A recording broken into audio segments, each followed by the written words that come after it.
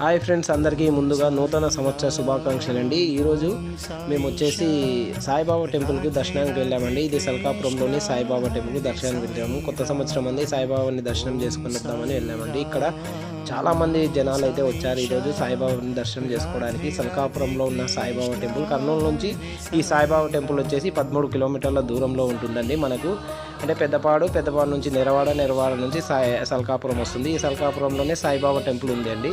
చూడండి ఎంత మంది జనాలు వచ్చారో ఈరోజు అయితే సాయిబాబాని దర్శనం చేసుకోవడానికి. అట్లనే ఇక్కడ అన్నదానం కూడా జరుగుతుందండి ప్రతి గురువారము. ఈరోజు గురువారం కాబట్టి అన్నదాన కార్యక్రమం కూడా జరుగుతుంది. సాయిబాబాని దర్శనం చేసుకొని అక్కడ నుంచి అన్నదాన కార్యక్రమంలో పాల్గొని వెళ్ళిపోతున్నారు జనాలు వచ్చేసి.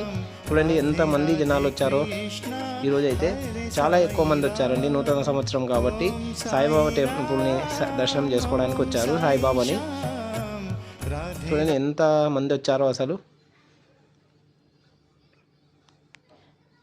చాలా మంది వచ్చారండి ఈరోజు సాయిబాబాని దర్శనం చేసుకోవడానికి ఇక్కడ సల్కాపురంలో సాయిబాబా టెంపుల్కి.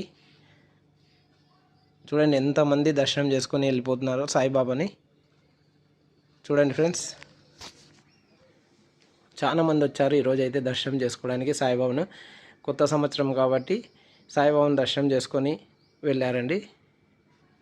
సల్కాపురంలో ఉన్న సాయిబాబా టెంపుల్ అండి ఇది. ఓం సాయిరామ్, ఓం సాయిరామ్, ఓం సాయిరామ్. చూడండి సాయిబాబాని కూడా చాలా బాగా డెకరేషన్ చేశారు ఫ్రెండ్స్. ఈరోజు ఎంతమంది వచ్చారో చూడండి, సాయిబాబాని దర్శనం చేసుకుంటున్నారు. సల్కాపురంలో ఉన్న సాయిబాబా టెంపుల్.